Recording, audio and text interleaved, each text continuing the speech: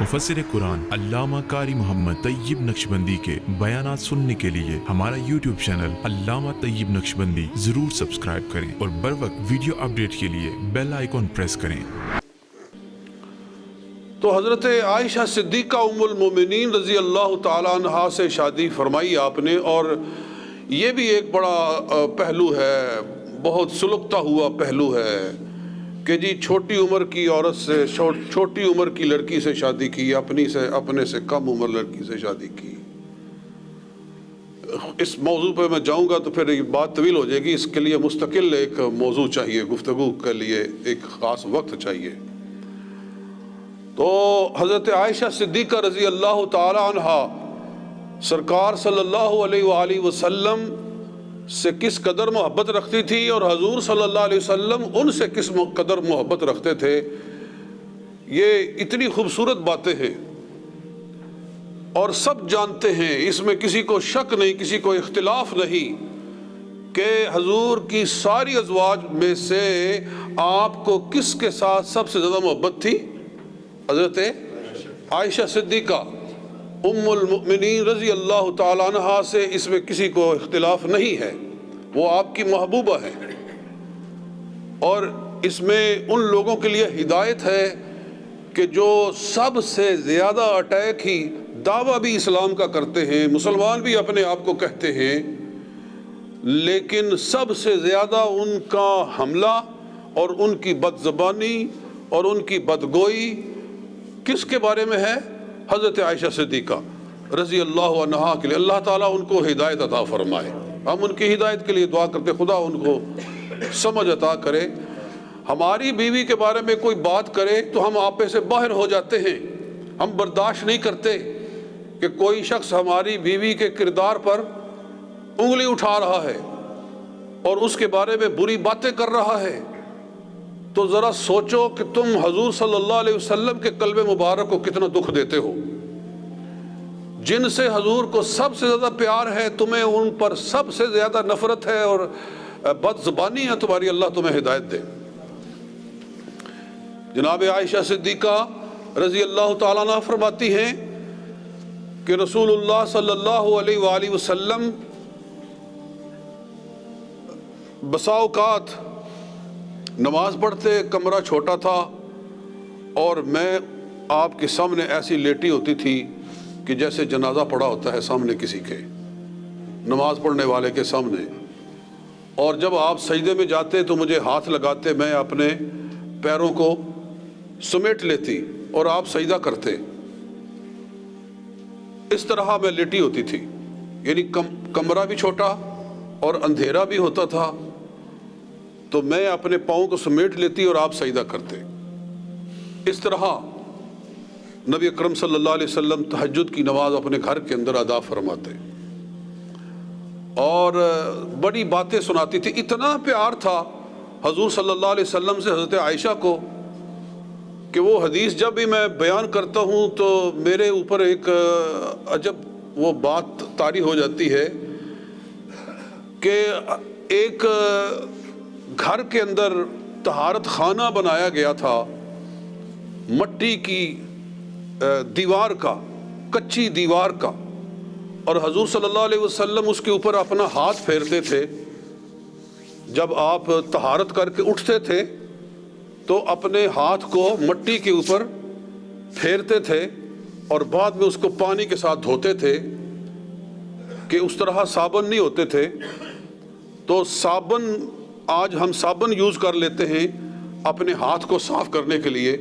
मेरा यकीन है कि हजूर सल्लल्लाहु अलैहि वसल्लम के जिस्म मुबारक से जो अशिया खारिज होती थी वो ऐसे नहीं थी जैसे कि वो हदीस है कि उम्मे ऐमन ने हजूर सल्लल्लाहु अलैहि वसल्लम का बर्तन वो पेशाब वाला पी लिया ये समझ करके पानी है। अगर उसके अंदर बदबू होती तो वो उसको पीती नहीं। इससे साबित होता है, उलमा साबित करते हैं कि हजूर सल्लल्लाहु अलैहि वसल्लम के फुज़लात मुबारका पाक हैं, सरकार के फुज़लात मुबारका तय्यब व ताहिर हैं। तो इसके बावजूद हजूर हमें तलकीन करने के लिए, हमें हिदायत देने के लिए कि जब तुम कज़ाए हाजत करके उठो तो अपने हाथों को अच्छे तरीके से صاف کیا کرو۔ اس زمانے میں صابن نہیں ہوتا تھا تو حضور علیہ الصلوۃ والسلام دیوار کے اوپر اپنا ہاتھ رگڑتے تھے اور پھر اس کو دھوتے تھے۔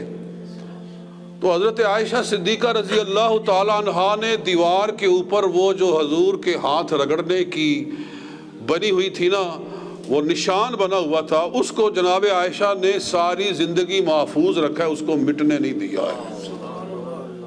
اس کو دیکھ کر حضور کو یاد کرتی تھی، کہتی تھی کہ یہ میرے آقا کے ہاتھ لگے ہوئے ہیں، بلکہ چند لوگوں کو دکھایا بھی کہ دیکھو یہاں حضور صلی اللہ علیہ وسلم کا دست مبارک لگا ہوا ہے۔ جی تو اندازہ کرو کتنی محبت تھی ان کو رسول اللہ صلی اللہ علیہ وسلم کے ساتھ کہ جہاں ہاتھ لگا تھا وہ نشان نہیں مٹنے دیا، اس کو اپنے لیے ایک سرمایہ بنا لیا کہ جب بھی آقا کی یاد آئے تو حضور صلی اللہ علیہ وسلم کے اس نشان کو دیکھ لے۔ یہ ان کی محبت تھی حضور علیہ الصلوۃ والسلام کے ساتھ۔ کاش کہ ہمارے گھروں کے اندر بھی ایسا ماحول بنے۔ جی اور حضور علیہ الصلوۃ والسلام کو ان سے کتنی محبت تھی کہ ایک دفعہ بعض عورتوں نے، حضور کی ازواج نے سوال اٹھایا۔ سوال یہ اٹھایا کہ جب حضور صلی اللہ علیہ وسلم حضرت عائشہ کے گھر میں ہوتے ہیں تو لوگ تحفے تحائف زیادہ بھیجتے ہیں، کھانے کی چیزیں، کسی کے پاس کوئی حلوہ پکا ہوا ہے، کسی نے کوئی شے پکائی ہوئی ہے، تو صحابہ کرام دیکھتے تھے کہ حضور صلی اللہ علیہ وسلم حضرت عائشہ کے گھر میں کس دن جائیں گے، اور جب پتہ چلتا تھا کہ آج حضور حضرت عائشہ کے گھر میں ہیں تو لوگ کھانا یا کوئی چیز جو ہے وہ بنسبت دوسری خواتین کے زیادہ بھیجتے تھے۔ تو انہوں نے حضرت جناب خاتون جنت رضی اللہ تعالی حضور کی لخت جگر کو تیار کیا کہ حضور سے جا کر عرض کرو کہ یا رسول اللہ صلی اللہ علیہ وسلم آپ لوگوں میں اعلان فرما دیں کہ یہ نہ دیکھا کرو کہ میں کس گھر میں ہوں، میں جہاں بھی ہوں، تم نے جو بھیجنا ہے بھیجا کرو۔ تو حضرت خاتون جنت نے جا کر رسول پاک صلی اللہ علیہ وسلم سے یہ عرض کیا کہ آپ کی دیگر ازواج مطہرات نے، بیویوں نے آپ سے یہ گزارش کی ہے۔ تو سنو حضور صلی اللہ علیہ وسلم نے کیا جواب دیا۔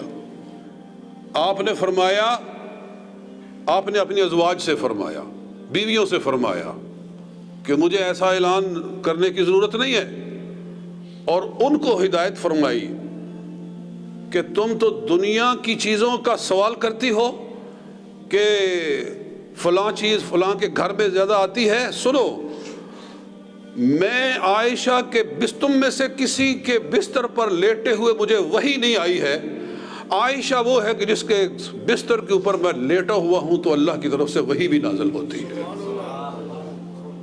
فرمایا میں تم میں سے کسی کے بستر پہ لیٹا ہوا ہوں تو وحی نہیں آئی، ہاں عائشہ کے بستر پہ لیٹا ہوتا ہوں تو وحی بھی آتی ہے۔ تو مطلب یہ ہے کہ حضور نے ان کے ساتھ اپنی قربت اور اپنی محبت کا یوں اظہار فرمایا۔ اور پھر وہ بات ذہن میں رکھیں کہ حضور کی جب تک صحت برقرار رہی، آپ بیویوں میں سے ہر ایک کے پاس نوبت بنوبت تشریف لے جاتے رہے۔ جب آپ پر مرض کا زیادہ غلبہ ہو گیا اور پھر آپ کے لیے مشکل ہو گیا چلنا، تو آپ ام سلمہ رضی اللہ تعالی عنہا کے گھر میں تشریف فرما تھے۔ ام المومنین حضرت ام سلمہ کے گھر میں تشریف فرما تھے کہ آپ نے ساری بیویوں کو بلایا، ساری ازواج کو وہاں جمع کیا اور ارشاد فرمایا جب تک میری صحت تھی میں تم میں سے ہر ایک کے پاس دستور کے مطابق اور ترتیب کے مطابق میں جاتا رہا، اور اب میری صحت نہیں ہے تو کیا تم مجھے اجازت دو گی کہ میں اپنی مرض کے اور اپنی تکلیف کے ایام عائشہ کے گھر میں گزار لوں؟ کیا تم مجھے اجازت دو گی؟ تو سب خواتین نے، ازواج مطہرہ نے عرض کہ یا رسول اللہ آپ مختار ہیں، آپ مالک ہیں، آپ جیسے چاہیں کریں، مگر اس میں دیکھیے ہدایت کا پہلو ہے کہ سرکار نے سب کو بلا کے سب سے اجازت لی، سب سے کہا کہ اگر تم اجازت دو تو میں بیماری کے ایام عائشہ کے گھر میں گزار لوں، تو سب نے اجازت دی۔ یہ چیز ہمیں سامنے رکھنی چاہیے کہ بیوی کے جذبات کا خیال رکھنا، جی اس کے احساسات کو سامنے رکھنا، اپنی مرضی نہ چلانا بلکہ ہر کام کے اندر۔ بلکہ اس سے مشورہ کرنا کہ ایسا کر لے. تو سب نے اجازت دی. تو پھر حضور صلی اللہ علیہ وسلم حضرت ام المومنین ام سلمہ کے گھر سے نکلے اس حال میں کہ چل نہیں سکتے تھے. ایک طرف سے آپ کو حضرت علی المرتضیٰ نے اٹھایا ہوا تھا, دوسری طرف سے آپ کے چچا حضرت عباس نے اٹھایا ہوا تھا. اس طریقے سے سرکار کو اٹھایا گیا اور آپ ام سلمہ رضی اللہ تعالیٰ عنہ کے گھر سے حضرت عائشہ صدیقہ رضی اللہ تعالیٰ عنہ کے گھر میں تشریف لائے, ان کے حجرے میں تشریف لائے, اور پھر یہیں آپ ٹھہرے اور یہیں سرکار صلی اللہ علیہ وسلم نے وصال فرمایا. اور آج جو روضہ مصطفیٰ ہے, گنبد خضرا ہے, جس کے دیکھنے کی تڑپ ہر مومن کے سینے کے اندر موجود ہے, یہی گنبد خضرا اصل میں حضرت عائشہ صدیقہ کا حجرہ ہے. یہ ام المومنین عائشہ صدیقہ کا حجرہ ہی ہے جہاں آپ نے وصال فرمایا.